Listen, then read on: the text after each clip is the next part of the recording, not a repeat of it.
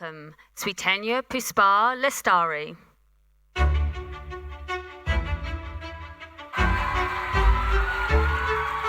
Good morning, everyone.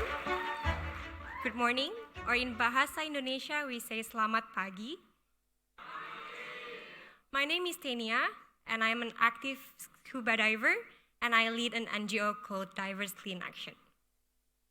This Obama Leaders Covenant has made me reflect so much on dreams, passions, collaborations, curiosity, and courage. These are values that captured my journey as a leader and are reflected in the values of the Obama Foundation also. It has made me remember the time when I was 9 years old. I used to live in one of the 17,000 small islands of Indonesia. The name of the island is Pramuka Island. It's located in the northern part of the capital city of Jakarta. I learned to scuba dive there and had the privilege to see all the wonderful, beautiful creatures such as colorful corals, sea turtles, dolphins, and even whale sharks. But year after year, I noticed that there was increasingly a lot of trash on the beach and underwater. Then, in 2015, I was 19 years old and studying in my third year of university. I had time to reflect on the lack of awareness about how much trash was in our oceans and also the lack of actions to prevent it. At the time, I couldn't find any organization that do clean up regularly. So, two of my friends and I decided that we would take this on our own. Our first step was to build a community of volunteers who cared and wanted to take actions. It was only we three friends at first, but we cleaned up the oceans monthly. And this movement grew, first from only 3 to 10 people, and then to 100 people by the end of 2016. We realized that we needed to educate people living in the area, as this trash in the ocean was overwhelming to them. Most of the small islands do not have a proper waste management system, in part because the islands are shrinking. So we went door to door to educate people on what to do with their waste to make sure no more would go into our beloved ocean.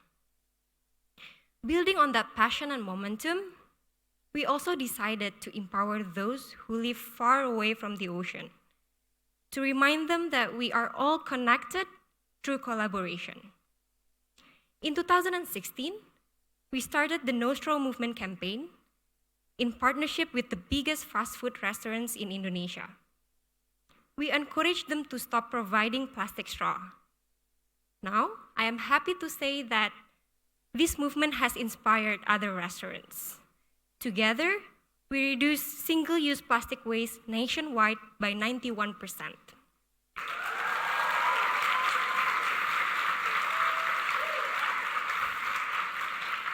Throughout this journey, I got a lot of questions from my fellow youth about how to make similar changes or programs on their own communities.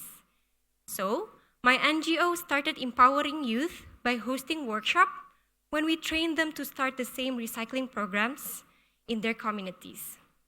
Through the 70 people we train every year, they together in turn impact to more than 20,000 people throughout the country. This model was so successful, we expanded to 11 countries in Southeast Asia by 2018. And now I am here, 24 years of age, leading an NGO with 10 full-time staffs and more than 1,500 volunteers across ASEAN, feeling so blessed that one of my inspirators, the one that inspired me to have the courage to do so, is here.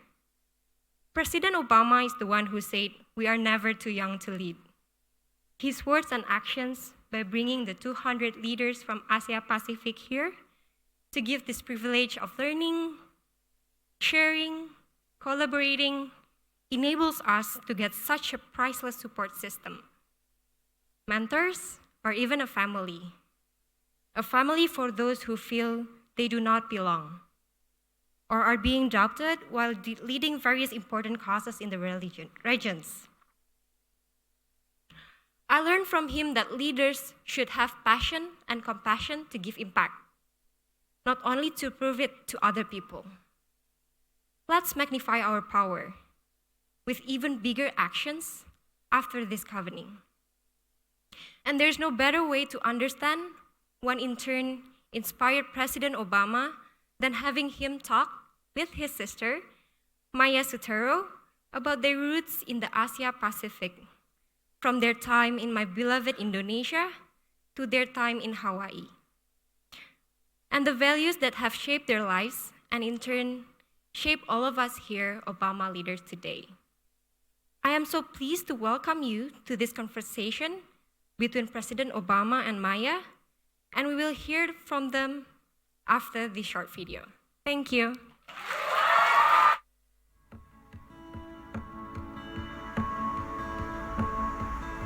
Barack and I had a lot of freedom growing up in Indonesia and Hawaii. We climbed summits and splashed in waterfalls.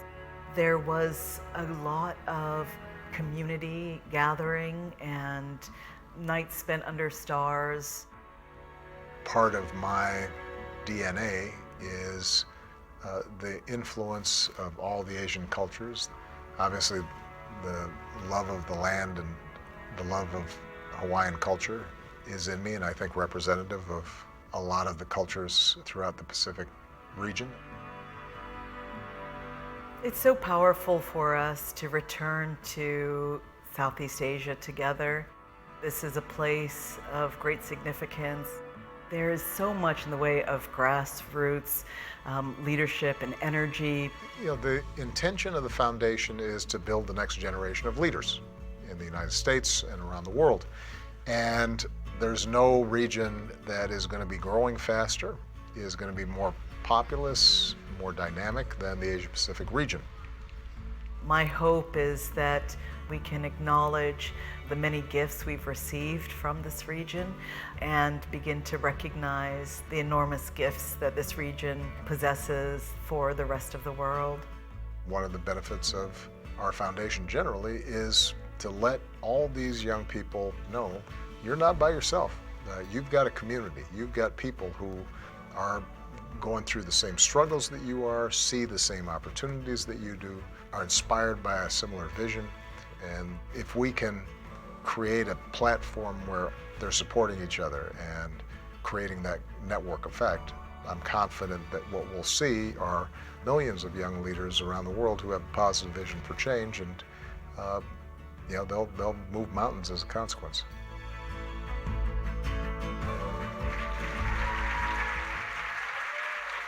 Please welcome Maya Sutero and President Barack Obama.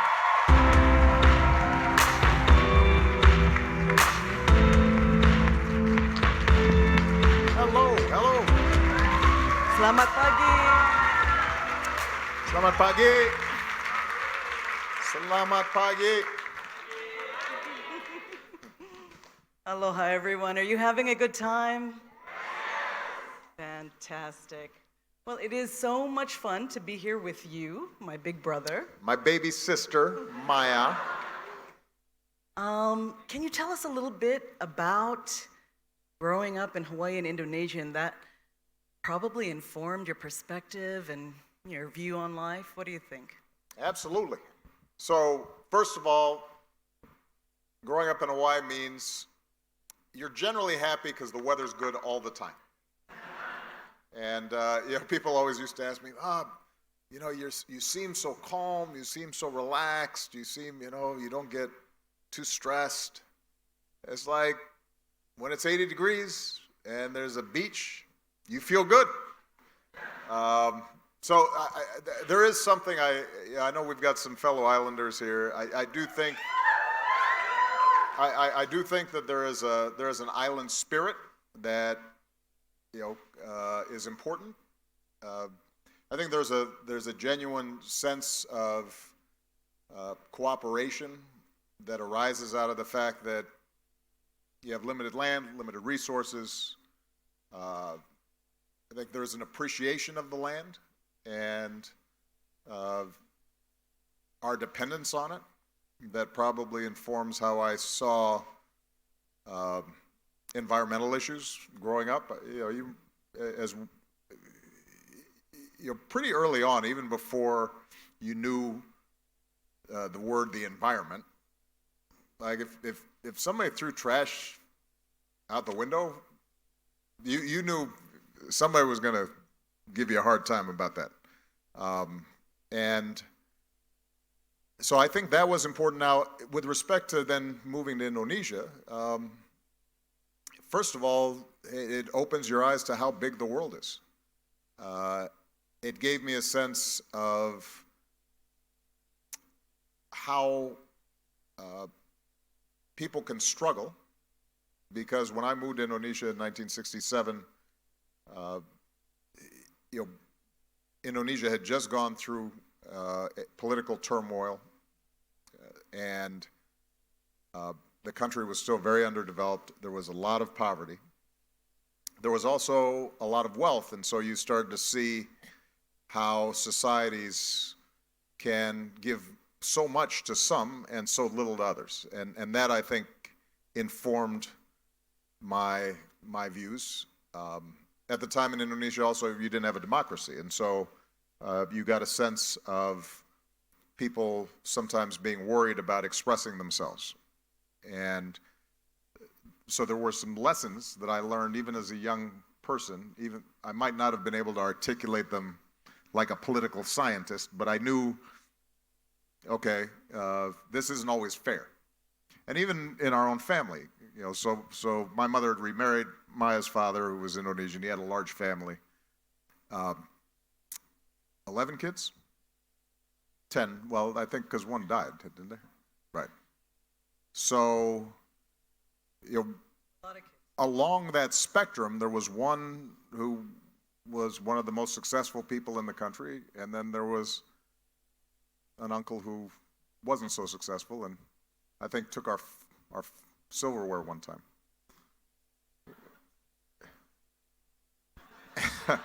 You have that uncle in your family also.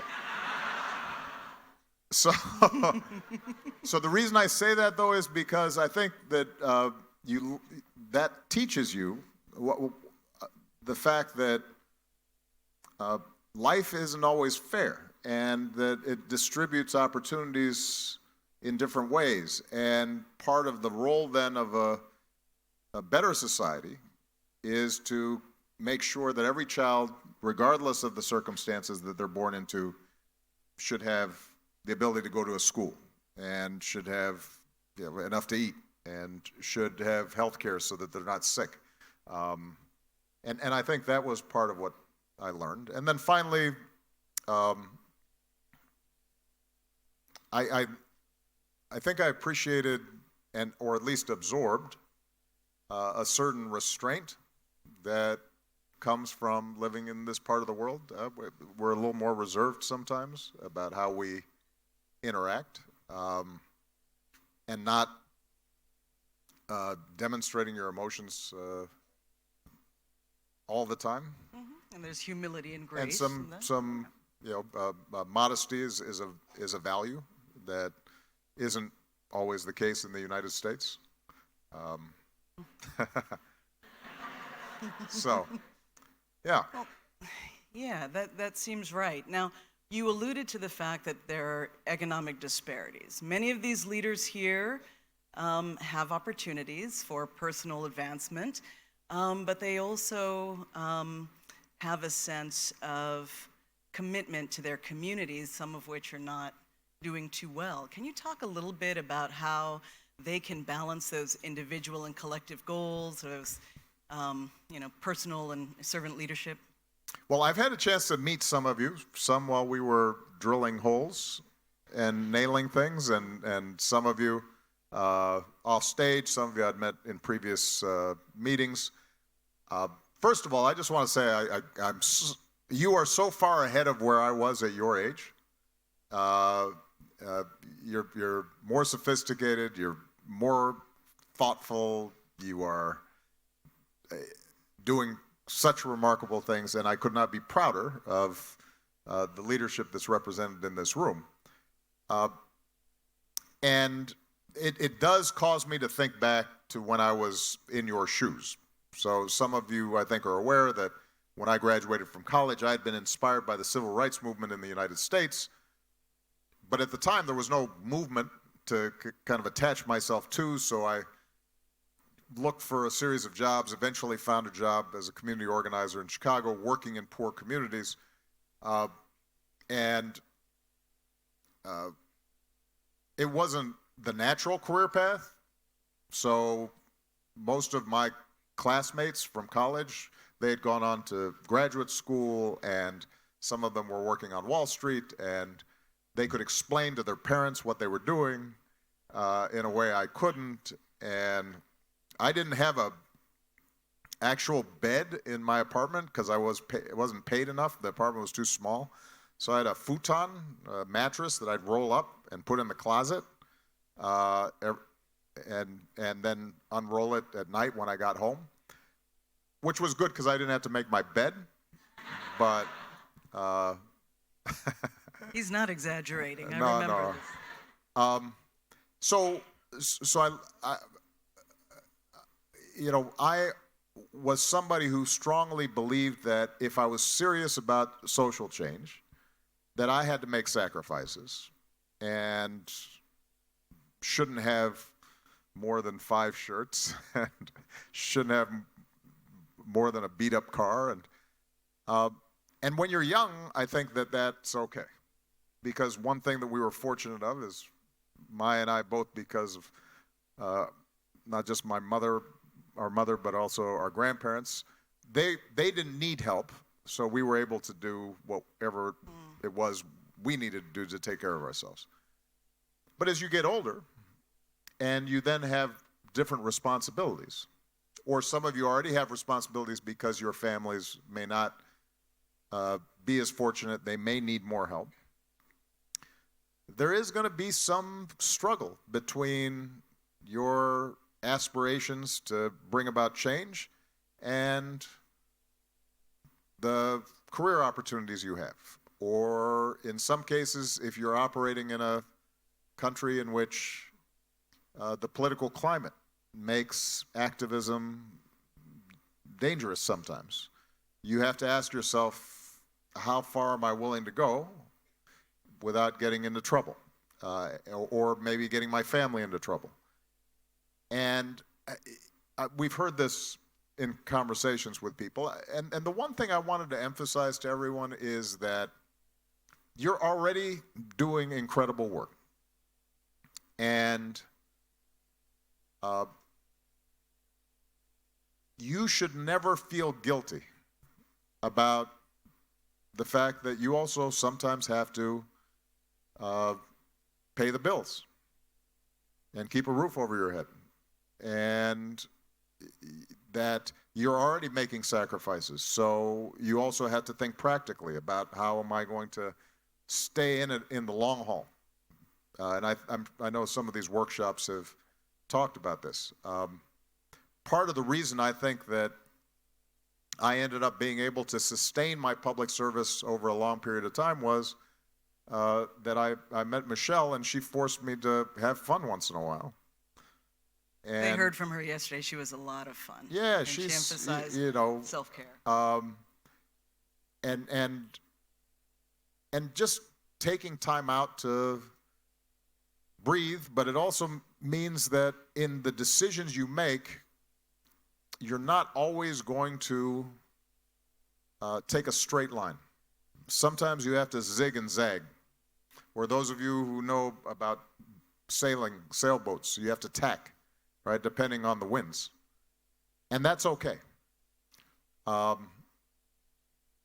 was talking to Fonzie a while back. I hope he's around there. He's around here somewhere. From the Philippines. Amazing young doctor doing work in a rural area. And his area just got hit by a typhoon. He was feeling kind of bad about coming here to this week, even though he has not left the country this entire time because he's been working full-time, providing care to people. his boss apparently gave him some good advice, which is you need some time off, buddy, and that's okay.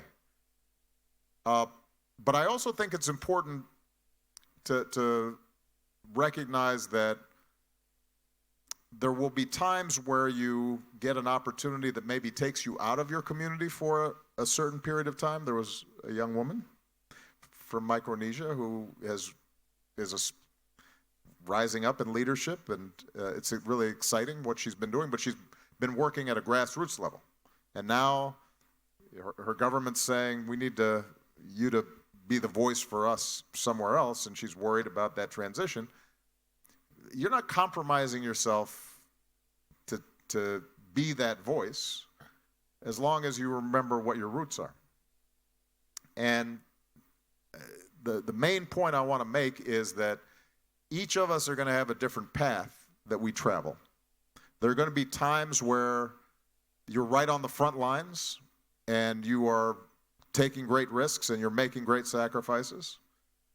And then there are going to be times where strategically you need to pull back and you need to consolidate and figure things out. And maybe you have a family emergency, or you've just started a family and you need to think more about finances. And that's okay, right? The question is whether you're going to be staying on the general path that your values tell you need to go. And if you maintain your general trajectory, then you shouldn't feel as if somehow you've lost your way. Because this is a long journey. This is not something, none of the things any of you are trying to accomplish, you're going to accomplish in the next week, or the next month, or the next year. And that means you've got to have staying power, and be comfortable with the fact that there are going to be times where you have to take a pause and consolidate what you've done and then move forward again. Sound advice. You will listen, yes? And look Yeah. after yourselves. I think of you as having a lot of cultural flexibility, which you inherited in part from our mother, who connected with people from far away who were very different from the people with whom she grew up. I wanted to talk to you a little bit about, the fact that I think that this comes in part from your respect for diversity, but also the presence in your mind and in your work of sort of core universal values, which are also emphasized in the Obama Foundation. Is it really possible to find core universal values given the diversity of this region and the political differences? And how can these young leaders really use diversity as a strength as opposed to being worried about or having diversity impact cultural, religious, and ethnic conflicts? Well, look, we live at a time where there's a big contest of ideas around the globe between people who see the world as there's us and there's them, whatever the them is, and those who, I think, like you and I believe a lot of people here, recognize we have differences of culture and experience and history, and that is important to recognize and preserve and honor, but that ultimately we have more in common than we have things that divide us. That the dream of a parent for their children in Vietnam is not fundamentally different than the dream of a parent in Australia has for their children, right? And so many of the things that we're seeing right now in our politics, sometimes in your own countries, but certainly you're seeing it around the world, sometimes between countries, that are based on race, religion, ethnicity,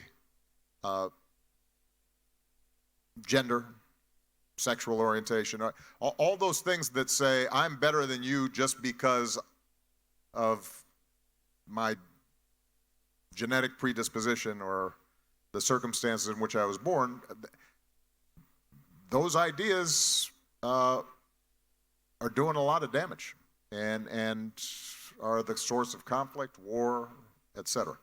So yes, I believe that there are certain core values that apply to everyone. I believe that you have to respect people's basic dignity, regardless of their circumstances and what they look like and how they worship and the station into which they were born. I believe that societies work better when everybody has a voice, not just a few people. I think that's a universal principle. I believe that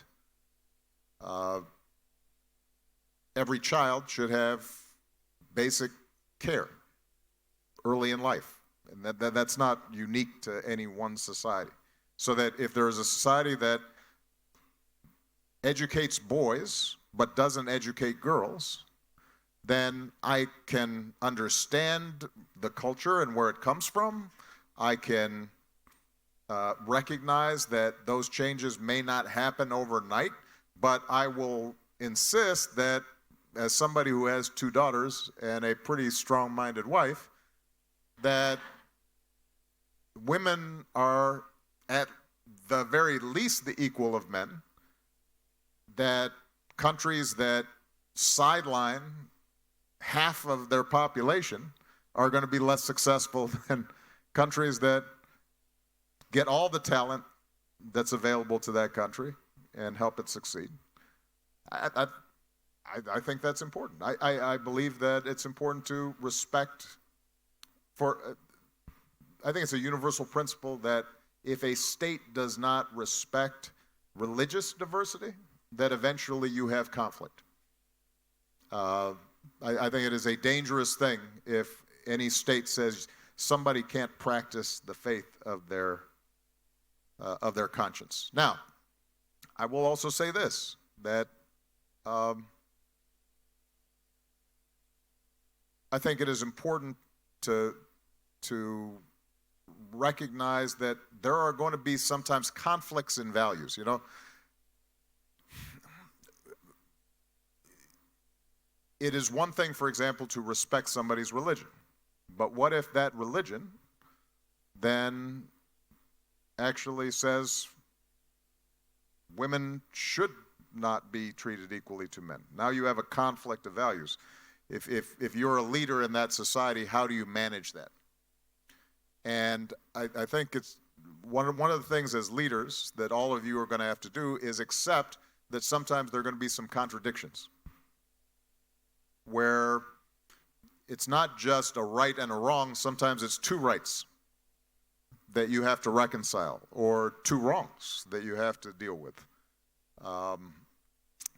You know, I remember when I was working in as a community organizer around your age, I discovered that some of the people who I loved were great leaders, had done amazing work helping to lift up people in these communities. But when you talk to them about the LGBT community, would say really wrong things from my perspective. Misinformed things. And that did not make them automatically bad people. But it did mean that I had to say to them, look, the ideas you're expressing in showing hatred towards that group is not consistent with what you've told me you believe with respect to your belief in Jesus' teachings. So let's talk about this. And sometimes I would lose friends for having challenged those ideas. And you're going to have to feel comfortable, I think, at times with the fact that people start at different places, cultures start at different places. If you're organizing in a rural area, you're not going to immediately be able to expect that people are going to think the same way that somebody in a big city is going to think. If you're dealing with older populations, they're not going to have the same ideas as younger populations, and you have to show some respect for where people are before you can take them where you want them to be. Which is why I think it's important for young leaders to listen as much as they're talking.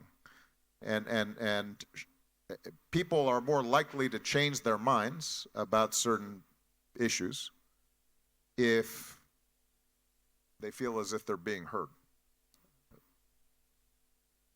Great answer. So you mentioned girls' education. This is the first time that we have the Girls' Opportunity Alliance and the leaders together, which is cool. Our mother is someone who really emphasized equality and equity and worked hard on behalf of women and girls. Can you talk a little bit more to these leaders about what you think that they can do to increase participation and equity for women in government and education and other spaces? Well, a lot of you are already working on these issues, and you heard, I think, from Michelle and Julia, the visit they made in Vietnam to, Yanda was there and some other people. It was a terrific reminder that there's still so many places where young women don't have opportunity, and their own parents don't think they should get an education. And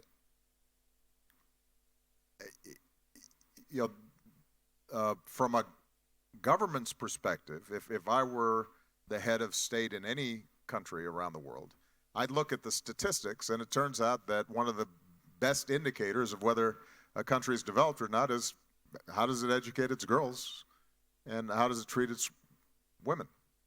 And typically those countries that do a bad job on that are backwards and behind economically. So, and it makes sense because, by the way, even though this shouldn't necessarily be the case, women are still doing most of the child rearing. So if you are not teaching a woman to read, it's less likely that that child is going to read. And if you have an educated mother, then those children are going to be educated. Which, I have young staff who are either have just gotten married or have been thinking about getting married. I always tell them, you better think about, that's going to be the mother of your kids. So if they're cute but stupid, that's going to be a problem later. I'm just letting you know. That's not a that's not a good trade-off. I'm sure none of your staff are interested in cute but stupid women, are they? Well, you know what? I'm not going to get in their business on the stage. But so we know this is true. I think it starts obviously with education. For the young women leaders who are in the audience, though, even if you've had a great education, even if you've had some good role models, something Michelle talks about is that there are probably still some internal things that you're dealing with that you have to overcome. Because the culture is a powerful thing, and it's transmitting a bunch of messages even when you don't know you're getting it. So when I was in the White House, for example, I started noticing about 6 months in that we'd have these conferences around the Situation Room or in the Cabinet Room where we're trying to debate these very important policies. And the women who were on my senior staff, oftentimes they weren't talking in meetings. And I knew they actually knew more than the men.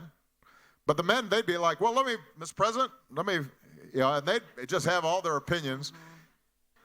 And the women would just sit there. And so after a while, I would have to call. I'd have to say, Christy, what do you think about that? Or Melanie, you worked on this issue. What's your perspective? And then when they spoke, they had, amazing insights. But just the small habits of being a little less assertive in meetings or a little more deferential oftentimes meant that they weren't heard as much. And in fact, we joke about this sometimes. Sometimes a woman would make a point, and then like 10 minutes later, a guy would make the same point. That is so annoying. And it was like, I'm sorry, she just said that. What do you?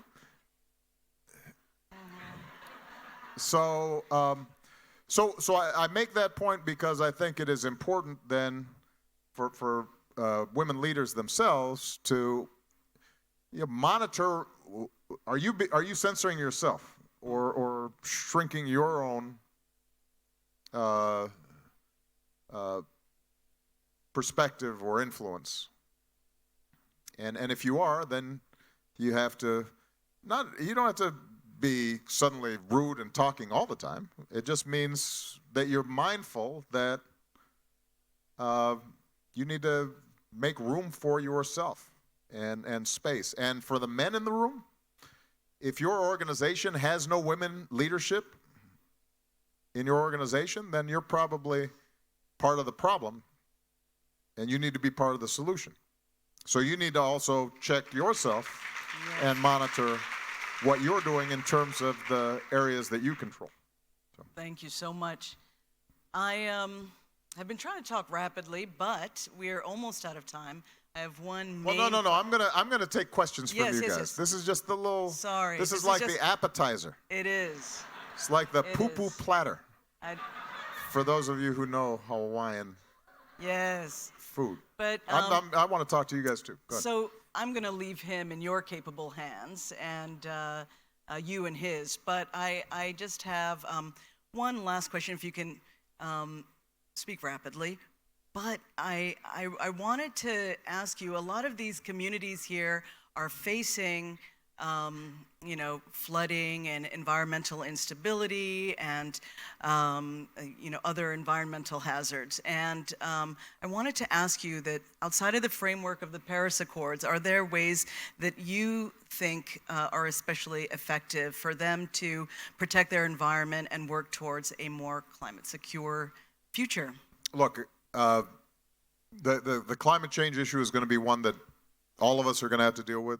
This region, by the way, is probably as vulnerable as any to climate change because there's so many low-lying areas where, as you see, oceans rise or temperatures rise, that there's going to be an acceleration of storms, typhoons, displacement. Obviously, forest fires, just across the way. Just a few years ago, you will recall, people could barely breathe for months on end in the region because of the partly fires induced by the palm oil industry and the deforestation that's taking place. So this is going to be a generational project. Unfortunately, the previous generation has not handled this the way it should have. Many of you are already working on these issues. I don't think there's going to be a silver bullet. Rather, in each of your countries, you are going to have to make common cause with other leaders to find the best solutions that contribute to moving us in a better direction. So those of you who live in countries where there are still a lot of forests, finding out how you and your organization can help preserve forests, that's going to be critical. For those of you who are islanders and are experiencing the effects immediately, right now, there are going to be some hard questions in terms of adaptation versus mitigation, but as I mentioned earlier, your voice, your witness to what's happening right here and now, it is a moral call to the rest of the world, and figuring out how to tell the stories of what you're seeing and the losses that are already taking place. That's going to be important. If you live in a big industrialized country like the United States or Australia, our carbon footprint is bigger than everybody's. And so how are we trying to influence policy to reduce our carbon footprint? If you are an entrepreneur, are there ways in which you're actively participating or supporting finding solutions? Because climate change, by the way, is a good example of, remember I said earlier, sometimes your values are going to contradict each other. When I was trying to put the Paris Accords together, once we got China, I needed to get India. I talked to the Prime Minister. The Prime Minister says to me, well, I've got 300 million people who still don't have electricity, who are deeply impoverished. And coal is the cheapest way for me to provide them electricity that will improve their lives. So the only way I was able to get India involved was to work with companies like Tesla and Bill Gates, philanthropists, to transfer technologies to help accelerate clean energy, because you can't expect political leaders to say, okay, we're going to sacrifice development and we're going to leave our people poor in order to save the planet. The political pressures won't allow for that. So each of us are going to have our own role to play in this process. I am still optimistic that we can slow the advancement of a warming planet. It's too late for us not to have some impacts, and so there's going to have to be some adaptation that's going to take place. The oceans will be rising, and that is going to displace people. And so we're going to have to anticipate and care for some of the consequences of that, including large-scale migration and disruptions that are going to be very costly. But there's a big difference between the ocean rising 3 feet and rising 6 feet. There's a big difference between 2 centigrade increase in temperature and 4. So even though we are going to have some problems and disruptions because of what we've already done, that shouldn't be a cause for us to then suddenly feel hopeless and not do more. And I think that there's going to be a generational element to this. Old people are not going to worry about this as much as young people, because they're going to be gone when the full effects of this are felt. So you're going to have more urgency and educate your communities in ways that right now people don't think about. And that's not always going to be easy to do. All right, you got to get out of here? I got to get out of here. Well, I'm so... Give Maya a big round of applause.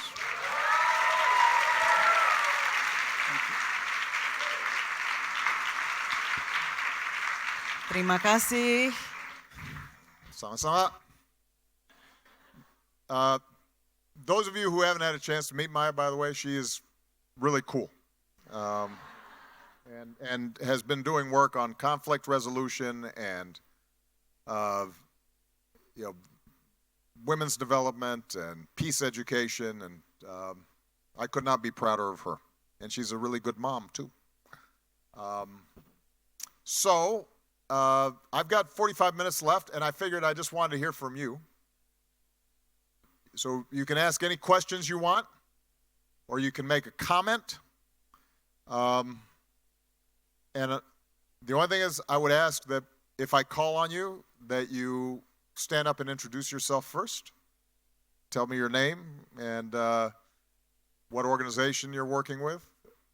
And keep the questions relatively brief, because I've got a hard stop at 45 minutes, and I probably won't get to every single question. All right? So let me take a look. And right here. Yeah. Thank you, President Obama. My name is Noelle. I'm from Australia. I work for the Australian Federal Police.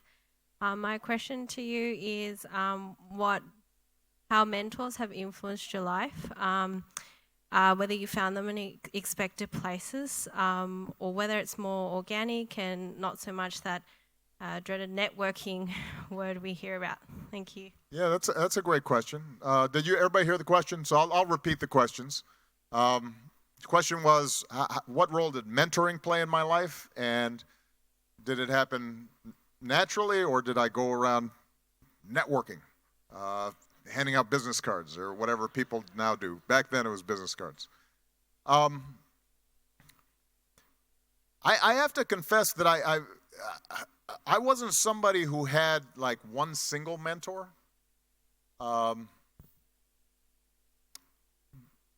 What I found though was that there was a collective set of people who I learned from, and I tried to be open to learning from different people in different circumstances.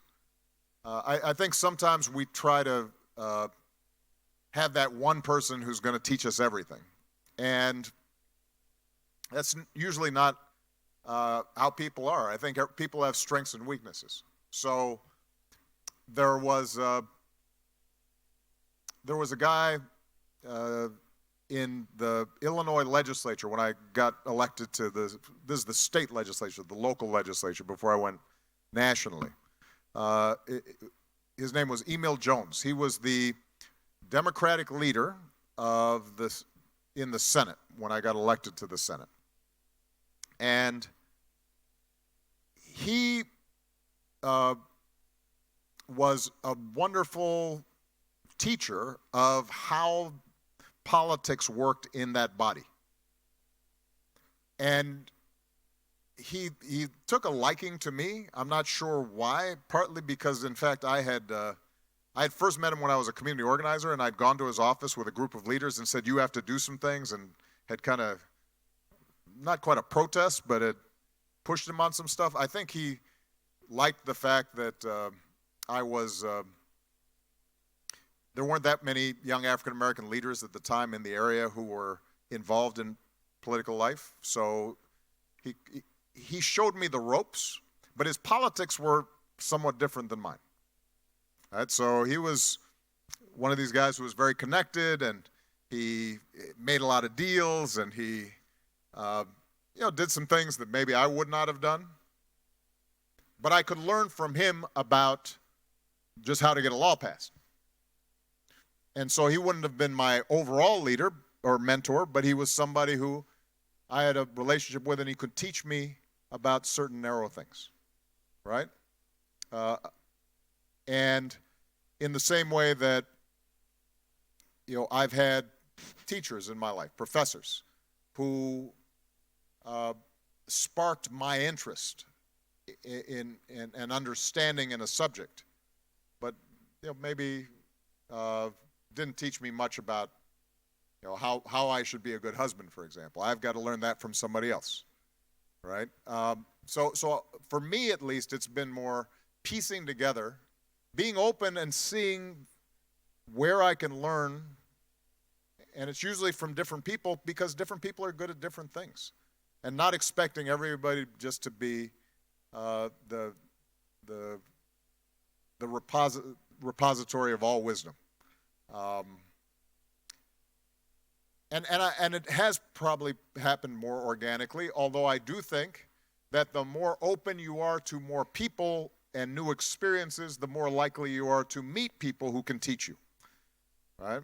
So one good principle of growth and learning is you have to seek out people who are not like you, and you should not be afraid of people who know more than you do about something.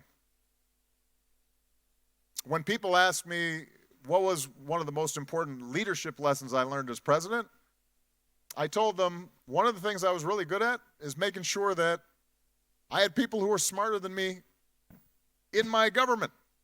And I wasn't threatened by that because my job was to make sure that I put the smartest possible people who knew more than me about various subjects in positions where they could do the best good, and to make sure that I was setting the agenda, setting the course, setting the vision, but not thinking that I was going to end up being an expert on everything. And what you find, I think, a mistake that some people make in leadership is they think, if it's not coming out of my mouth, then somehow it makes me less of a leader. No, you don't have to be the person who's solving every problem. You have to be the person who says, oh, that person really knows how to solve the problem. Let me have them teach me what we should be doing on this. All right? Because sometimes it turns out the people who can teach you something are the ones you don't expect. My daughters teach me things. You know, but you have to be open to that, and it requires a certain amount of confidence. One of the interesting things is humility and confidence aren't contradictory. Oftentimes they should be one and the same. If you're confident enough in who you are, then you should be able to humble yourself and be open to other people's power and wisdom and experience. And that's how you will grow and learn. All right. See, I told you this is going to be a tough one here. That gentleman right on the aisle there. Yeah, no, a little further up, right there, yeah. Sorry. Hi, President Obama, thank you. Speak up a little bit. Sorry, shaking. My name is, sorry guys. My name is Adi Pradana. I work for an environmental think tank in Indonesia. Thank you so much for being here and giving us space for all 200 leaders here to connect. And thank you, Maya, for asking about the climate crisis issues. That's something I also work on. So my question is, so for the people who works in the climate crisis issues, it feels like we're hitting a wall. It feels like we're losing a battle. And we just shared this yesterday. And my question to you is, what advice would you give to leaders who feels that they're losing the battle, who feels that there's no light in the end of the tunnel? Thank you. Well, I'd say a couple of things. Number one is we have gone through, in human history, really bad times. Every country that you are from has history that is painful, even recent history that is painful. And I think that should be useful in giving you some sense of perspective. You know, I've often said to groups where that I meet with, particularly young people, I say, if you could choose any moment in history in which to be born and you didn't know ahead of time who you were, so you didn't know what country you were from, what gender you were, what religion, what your circumstances, were you rich, poor, you just had to kind of choose, all right, I'm the average person. When am I going to be born? Anytime in human history, you choose right now. Because the truth is the world's never been, and this sounds crazy because of all the problems that we have, but the world, truthfully, has never been as well educated, as wealthy, as healthy, as tolerant. It's probably less violent than it's ever been. I mean, it's hard to remember the degrees of violence that have happened just in your parents' lifetimes, much less your grandparents' lifetimes, much less in the course of human history. I mean, You know, we've got a strong Mongolian contingent here, right? You know, the Mongolian president, when I was president, a wonderful guy, gave me a small book about Genghis Khan. Yeah. Now, Genghis Khan, you know, he ruled pretty much half the world. But, you know, you read Genghis, you know, he didn't have a lot of politically correct tactics. You know? I mean, it wasn't like a negotiation. You look at the history of my country in the United States. I mean, it's slavery, the removal of indigenous peoples, treaties broken, you know, and so all of us in our recent history, terrible things have happened, and yet people overcame, worked through it, struggled, persevered, and created over time better and better and better circumstances. And then sometimes you'd go backwards and then you'd go forwards again, right? The same thing that's true in our own lives is true for societies and is true for the planet as a whole. And that is, yeah, we take 2 steps forward, we take 1 step back. Sometimes it's 1 step forward and 2 steps back, but the trajectory has been positive. And the best we can then do is just do our work and try to advance it as best we can, understanding that we will not finish the job. We essentially run the race, we carry the baton, then we pass it to the next runner, and the next runner goes, and they have to carry it forward. And I think it's important when you're young to feel a sense of urgency, but also to understand that's going to be, you have to feel comfortable with the fact that you're not going to solve a problem like climate change by yourself, on your own, maybe not in your lifetime. I was the President of the United States, which, you know, you can debate, is that the most powerful person on earth? Is it, you know, top 10? You know, you're, you know, I had some clout, some juice. I cared about this issue deeply. We got a Paris Accord done. The first international framework to solve this problem over time. Even at the height of my optimism, finally getting it done, we finally signed it and everybody's celebrating, I knew that the standards that had been set by each country weren't sufficient. But I took satisfaction knowing that just by setting up the mechanism, we had created the ability to, over time, turn up the standards, turn up the demands, send a signal to businesses so that they started investing in more clean energy because they saw change coming. If I had just looked at the science at the moment I signed the Paris Accords, I would have still been despairing because it wasn't enough. But I understood, okay, we've advanced the cause, and now we're going to have to take the next step. And that's how change is going to happen.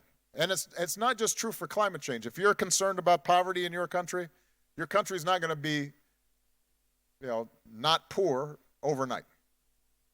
If you're concerned about women's equality, women won't be equal in every society overnight. If you're concerned about disability rights or, anti-corruption or whatever it is, you will have more setbacks and times when you feel as if you're not making progress than those big highs when you have this big success. You just keep on going. And that's why I say you've got to be in it for the long haul and be practical in understanding where can we take some wins. Because one of the biggest dangers that happens, I saw this in my own staff when I was in the White House, sometimes people felt if we didn't get 100% of what we wanted, why bother? And they'd get very frustrated and they'd say, we can't compromise on this. We've got to get 100%. And the problem is that very rarely do you get 100% of what you want because the world's too complicated. There are too many countervailing forces. So I used to say to my staff, I said, will this make things better? And if they said yes, then I'd say, okay, let's do it. Because better is good. Most of the time, the way the world's gotten to where we are now is small incremental victories, not big sweeping victories all at once. Right? It's been the steady application of effort, innovation, new ideas, tested out, worked on a local level. A few people are helped. The ideas spread. Every once in a while, you'll get a big jump forward. But the civil rights movement in the United States, everybody thinks that somehow there was Rosa Parks, and then King made a speech, and then that was it, and we signed a law. I mean, people, even setting aside slavery and the Civil War, people have been working for decades, filing lawsuits, and they had trained Rosa Parks so that when the time came, she knew she should be sitting in the bus, and there were lawyers already prepared with the case to test it out. And right, I mean, that was the work of generations, and it's still not complete. So you can't be discouraged. You should take a day off if you feel too discouraged. Right? Relax.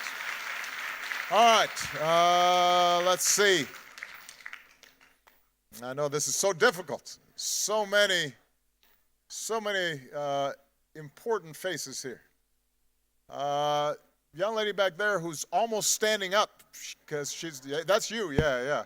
Because you were like, Hi, Mr. President. My name is Aisha. I'm from Malaysia. I would like to ask you a question. When was the last time you had an ego check? And can you please share it with us, the story about it? Thank you. Ego checks. I get one every day. I mean, what didn't Michelle say she wanted to push me out a window? I mean, and let me tell you something. I've been up here defending the women, but guys, I just want you to know, if I had said that, man, I would have been in so much trouble. Look, the truth is that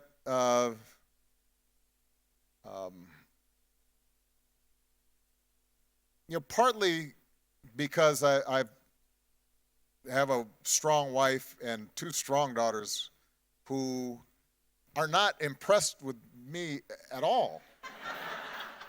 I mean, they love me, but they think, I'm just another dad, right? And who embarrasses them and makes bad jokes. And, if I start dancing, they're just like, oh, my God. And so I'm often checked by them. But also one of the things, this is another leadership lesson. I was good at surrounding myself with people who were willing to tell me when I was wrong, or to question my assumptions, or to say that I hadn't thought something through. And if you don't have people in your organizations, your associates, who you respect enough that they will tell you when they disagree with you, then you are doing yourself a disservice. If all you have is people who are yes people around all the time, who laugh at all your jokes and, say, oh, yes, Mr. President, what a brilliant insight. You were fantastic. You know, you're not going to, not only will you not grow and improve, but you're going to make big mistakes. So, so that goes with what I was saying earlier about combining confidence with humility, right? You have to be confident enough to know that you don't know everything and you are going to make mistakes, and you have to have people around you who don't feel like they're going to lose their job if they tell you the truth, right? Everybody here may have had the experience of, I mean, there are different versions of it, but you know, you're about to take a photograph. It turns out you had something in your teeth, but nobody told you. Gentlemen, sometimes your zipper, you forget. Nobody tells you. Ladies, you know, something's on your shoe, whatever, you know, or whatever. You always appreciate it, I hope, when somebody says, hey, psst. Right? Well, you know, that's a small version of what we all have in our work and in our lives. So, I don't know. It just happens so frequently. It was hard for me to find one particular ego check. But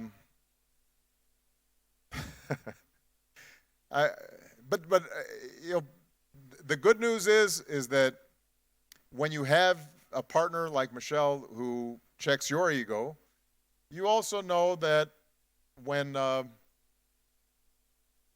she goes to bat for you, she says, you know, you done good. You know she's telling you the truth, and that means a lot. By the way, it is important to note, though, that it is not a two-way street. Michelle's rule, very early, we had been married, we weren't even married, we were dating.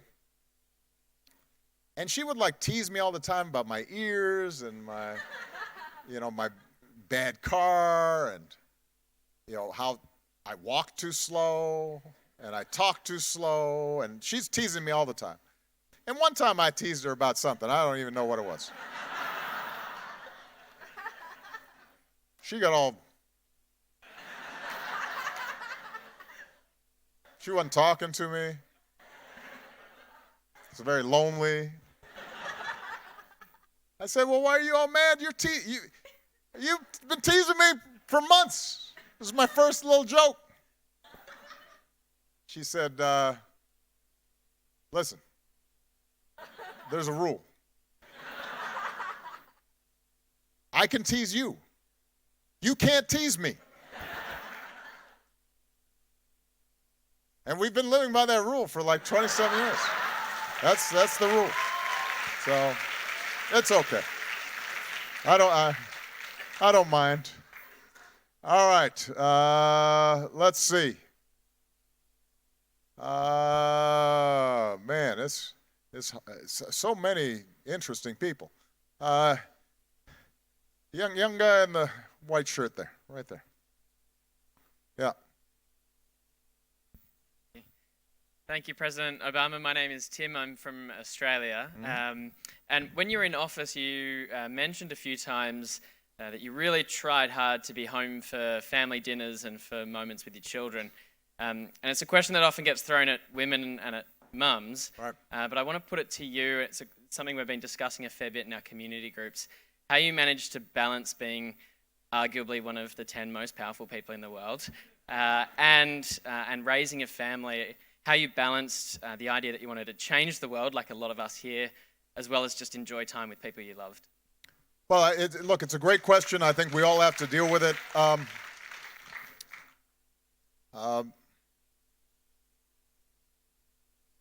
don't think there's a perfect formula. I think it starts, though, with recognizing that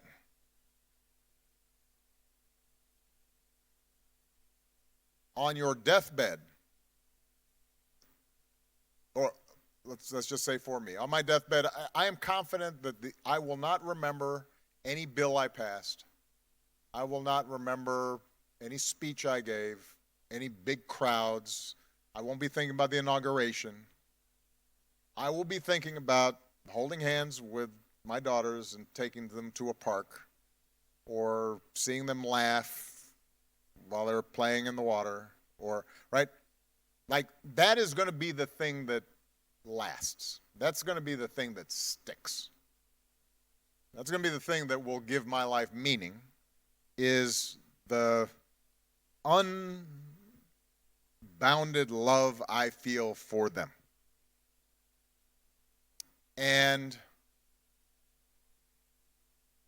conversely, I don't care how successful you are, if your children or the people you love are in pain and are suffering and are having problems,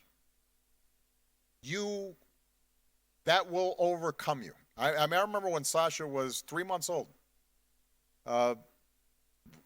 Middle of the night, she started crying. Michelle and I, we were fortunate to have good health care, so we could call a pediatrician. This doesn't sound like the usual crying. He asked us to check the top of her head. It turned out she had meningitis. We rushed her to the hospital because if it's not treated quickly, you can have permanent disabilities. She had to get a spinal tap, needle in her spine. She's 3 months old. I have no idea what was happening during that period of time other than that. Right? Your world narrows to that. That's all you care about. I don't care about climate change. I don't care about poverty. I want this baby to feel better. Right? So if you understand that, if you have that sense, then you have to, ahead of time, kind of organize your life to think about, how do I make sure that these people who I love so much are taken care of? And that doesn't mean that you're going to be perfect. And it doesn't mean that there aren't going to be sacrifices, but it does mean that you have some sense of prioritization. So with me, I'll be honest with you. The reason that I was able to run for president was because I hadn't married somebody who was just cute but stupid. I had this incredibly strong partner. As much as I was going to miss them during the 2 years I was running for president, I had confidence that they were going to be okay, partly because they were in a community, right? My mother-in-law, and Michelle had all these friends and neighbors and people who could support and make sure that those kids were going to be fine during those periods of time that I was gone. Now, I felt an enormous loss, but I knew that there wasn't going to be a permanent impact on them, partly because they were so young. One of the reasons we decided I'd run for president that early was, frankly, because we thought it'd be easier for them to make an adjustment at that age than if, they'd been teenagers and then your dad's really embarrassing you, being on TV all the time, saying stupid things. So I think that's part of it. Part of it is recognizing that it goes back to what I was saying earlier with Maya. There will be phases in your life where you have to prioritize different things. There are times where it will be okay for you to just throw yourself into work because everything's in a pretty good place. There are going to be times where you have to maybe make some sacrifices on the work side because things aren't all okay at home, right? If your child's having some emotional issues that have to be dealt with, you might have to say, you know what, I can't go to this conference or do this project right now. I have to take care of this, right? And I do think you're right that generally men feel more comfortable not even giving that thought. I think that those arrangements are increasingly going to change as women say, I've got ambitions too. and I've got work I've got to do. And so, you know, there's got to be some trade-offs for both parties, not just one party. But at the end of the day,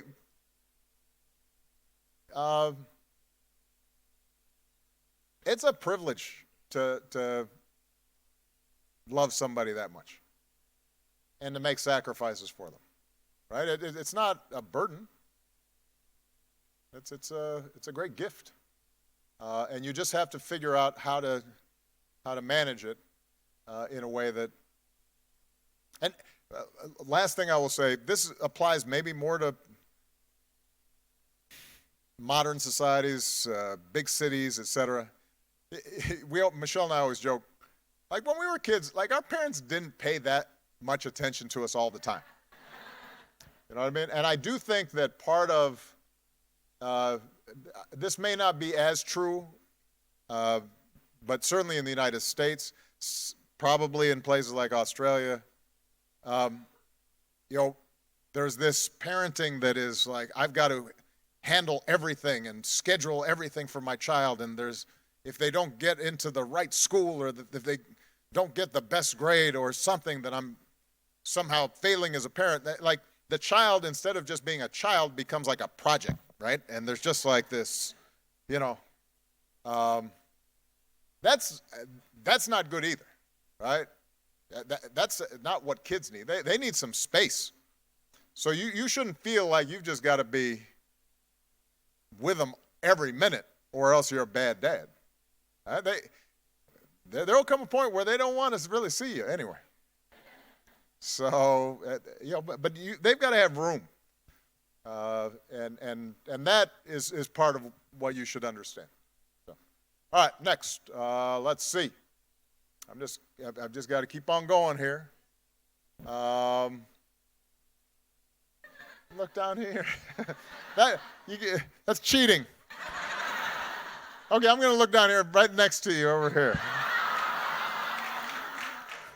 That's a fellow Islander. Oh.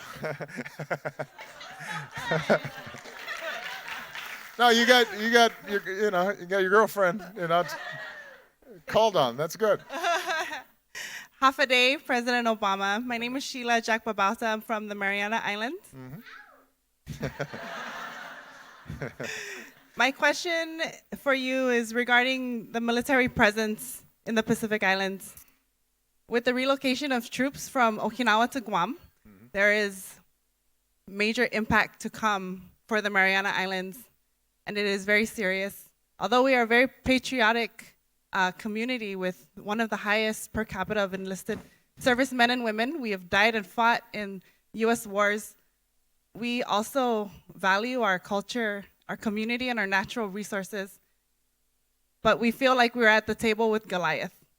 How does one prepare to negotiate and encourage Goliath to come to the table where we can foster cooperation and coexistence to support national security while preserving our culture and conserving our natural resources? Yeah. Well, it's a great question. You know, it's a great question. You know, since I'm no longer commander-in-chief, I can't just say, "Come on, let's go talk." And I'm now out of date in terms of all the processes and procedures that are taking place. What I think is true, and this is not unique to the United States, I think this is true for a lot of countries that have a large military infrastructure, is that the military often is not as mindful as it needs to be about its impacts on the surrounding community. Look, in Hawaii, you know, we still have a whole set of issues around the military presence and training, and how does that affect surrounding communities. A general rule when dealing with organizations or institutions that are bigger and more powerful than you is you've got to bring attention to the issue so that you get allies, right? I think the average person in the United States is not aware of some of the impacts that base relocations may have on local communities. So one of your first jobs is to raise awareness. And hopefully some of the tools that you've been learning in these workshops have taught you how to do that. If not, then we'll get some stuff online.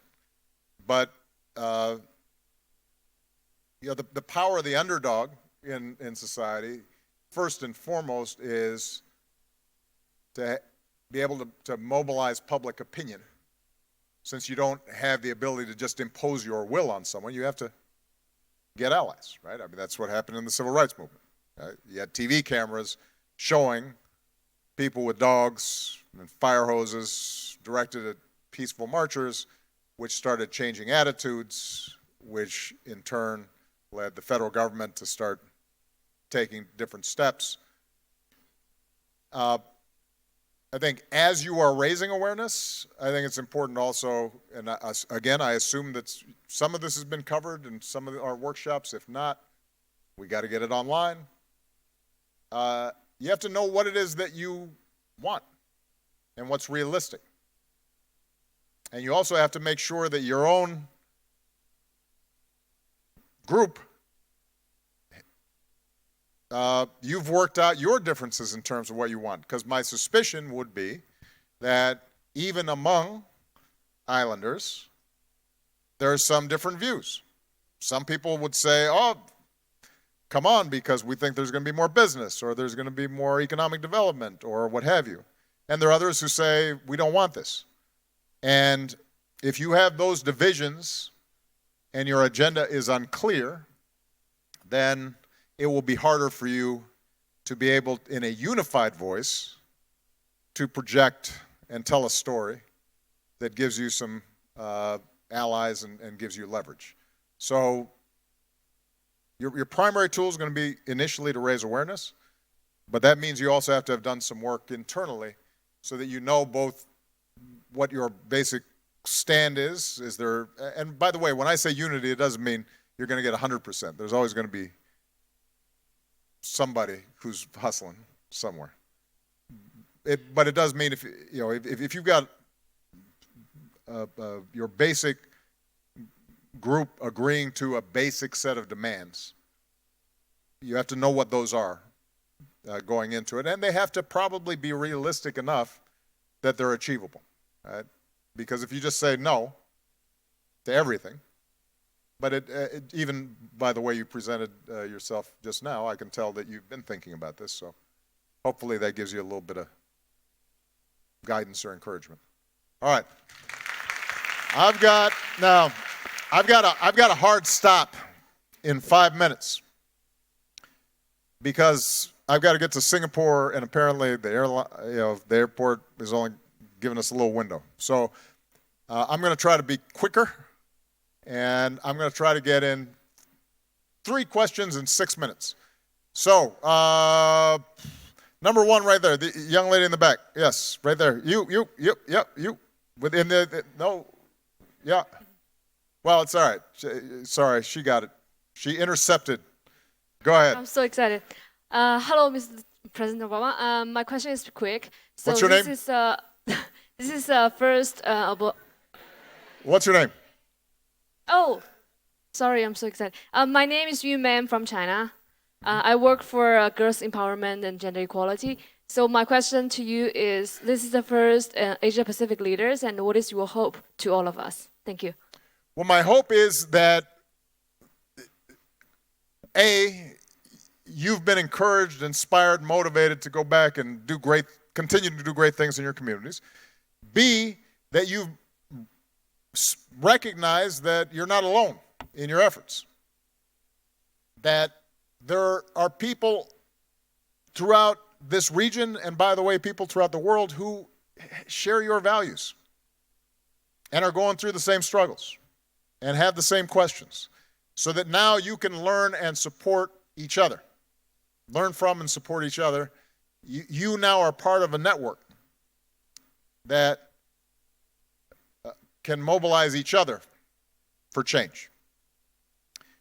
We'll try to formalize that, and create platforms that make it easier for you to work together. We're going to try to create subgroups around different issues and concerns that people have so that they can work jointly on various projects. And then my hope is that as a consequence of being alumni to this, you're then out there also recruiting and energizing and encouraging the next generation and passing on whatever it is that you've learned, so that in wider and wider circles, we have more and more young people like yourselves on every continent who are working together and supporting each other. And in that way, you start building a movement for change that can last, because it's built on a sturdy foundation. So that's my theory anyway. We'll see if it works. We'll see. All right. Right here in the front. Hi, President Obama. Hello. My name is Amalina. I'm the YSEALI coordinator from Malaysia, and I love you. Thank you. I love you too. My question is, I feel like the world is getting more polarizing, and how do we get here, and how can we go from here? The world's, as I said before, remember, the world's been polarized, just not as polarized in our lifetimes. In some ways, you all were born at a, and this is not true obviously everywhere, right? I mean, some of you come from countries that have had recent violent conflict, but most of you were born and came of age during what is probably the most unusually peaceful, optimistic period right before 9/11, the Berlin Wall had come down, Mandela's released from prison, there's a sense of optimism. 9/11 changes it in the Iraq War, but there's still a lot of economic growth and globalization and standards of living in a lot of countries that hadn't experienced growth before. They're seeing it suddenly. And then you have the financial crisis, and it reveals all these contradictions between all the growth and expansion, right? You have greater inequality, you have climate change, and what's happening as more and more countries grow at an accelerated rate with higher carbon footprint. You have cultural displacement, where people suddenly, because of the internet and social media, if you used to live in a rural village in Indonesia, you didn't see things that violated your ideas of the world, right? And now, just through your phone, your children might be looking at things that you can't believe, right? And that you consider a threat to you. And the same is, by the way, it's not just in a rural village in Indonesia, it's in a rural farm in Kentucky, in America. They're seeing things that suddenly feel as if it's an affront to them. And then you have politicians who exploit that, right? So the way out of it, I think, is to deal with some of the underlying problems. When people feel more economically secure, they're less likely to feel polarized. Social science shows that typically voters are more generous with other people when they feel as if they're doing well. No surprise. When they feel stressed, pressed, insecure, they lash out, and they're more vulnerable to messages of polarization and hatred. Number two is, young people have to participate in fighting back against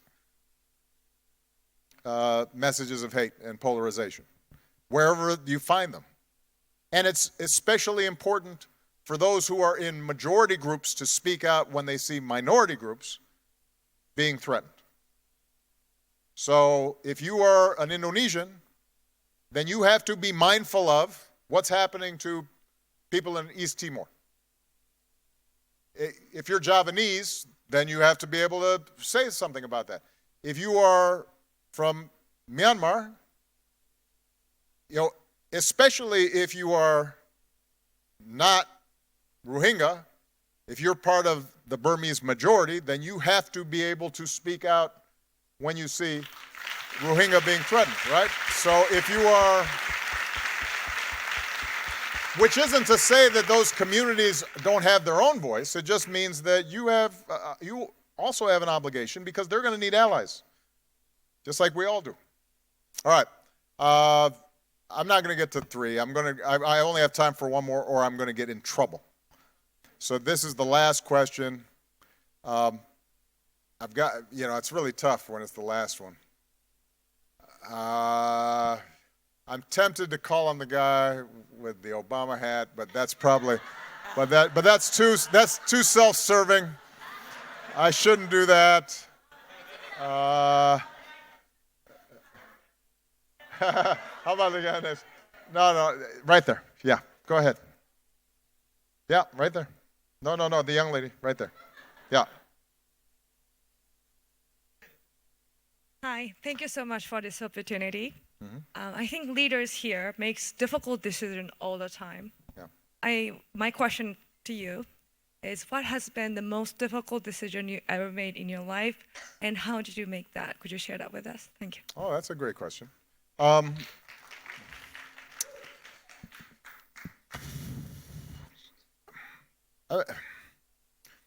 Look, I would distinguish between the most difficult question and the most important questions. Right? I already told you what the most important question or decision I had to make was who to marry, but that wasn't that hard. I will tell you, I think probably as difficult a question as I had to answer was whether I should run for president.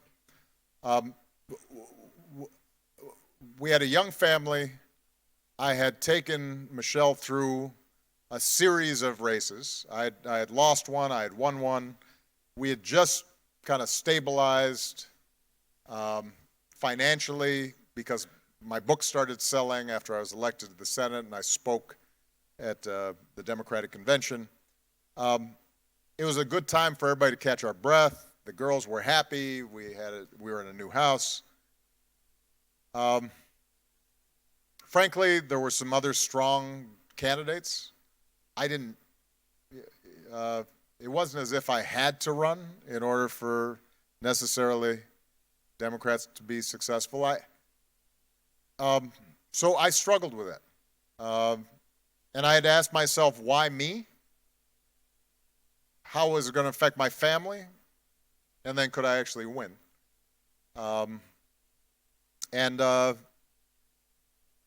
I concluded I could win. I concluded that in conversation with Michelle, the family would be okay. And then the hardest question to ask is, well, why you other than just your ego?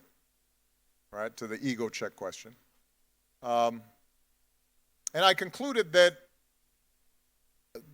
given the time, the moment, it might be that if I was successful as someone from a historically discriminated against group that was able to rise to the most powerful office in the world, that in addition to me advancing a policy agenda, that I might send a signal to people about what was possible, and to young people and to children, and to help people reimagine themselves and their societies, and that might be worth it if this was probably the best window for me to do that. But it was still hard because it was still going to involve a lot of sacrifice. The decisions I made during the presidency, there were just a series of decisions that were really tough because, as I said before, usually the rule was if you're president, the only questions that actually come to you for a decision are the ones nobody else can solve. So when I came into office and the financial crisis had happened, and we had to make a series of decisions about how are we going to save the banks and how are we going to stabilize the financial system and how are we going to save the auto industry. Each of those questions, you were dealing with percentages and probabilities because there was no guarantee that any one answer would work. So you had to make decisions about these issues based on getting the best information possible. This to your question, how do you do it? Being open to all points of view, getting good information, discussing it with a team that's willing to challenge your assumptions and challenge each other's assumptions. But then at the end of the day, you have to feel comfortable that you set up a process so that when you make the decision, you know whether it works or not, at least you did it the right way. And I was, I think, good throughout my presidency, whether it was dealing with the financial crisis or dealing with, how do we deal with bin Laden and terrorism or, and by the way, some decisions that were painful, and I still to this day am not absolutely positive I was right. Like my decision not to launch another military intervention to stop the bloodshed in Syria is an example of just a hard question. We had been involved in the Middle East in some war for over a decade by that point. And I didn't think that us intervening again and occupying again another Muslim country in the Middle East was going to lead to a better outcome. And yet, there were children who were being slaughtered. And you had a government that didn't care about displacing millions of people. And the question, what responsibility did we have for that? To this day, I can't tell you for certain the decisions I made were around that issue were the optimal ones. All I can say is that I set up a process that I believed in, where I asked all the hard questions and was willing to face hard truths and look at the data and the information. And that's, I guess is a good place to conclude just by saying this, because it goes to a lot of the questions earlier about how do you not be discouraged, and how do you deal with when you feel like you're dealing with Goliath, and how do you find balance, and all these questions. If you set up a way of being in the world and interacting with the world in which you are honest and truthful, not just with others, but with yourself, if you're willing to ask yourself hard questions and to challenge your own assumptions, and if you're willing to continually say to yourself, okay, I say I believe this, but is this what I'm actually doing? Is this what I actually believe? Am I living up to my ideals? If you're doing that and you're trying and you're working hard and you get up when you make mistakes and you sustain effort, and you also forgive yourself when you make mistakes, or sometimes when you're just tired and you've got to take a break, and if you're surrounded by people who are honest with you and support you and share those values, then you should just rejoice in this opportunity to change the world. It's a great privilege to be alive and have the possibility of helping somebody or making things a little bit better. And I have so much confidence that if you just stay with it, even if you sometimes can't see it, you will have made things better. All right? So I'll see you out there, everybody. Love you. Thank you. Stay with it.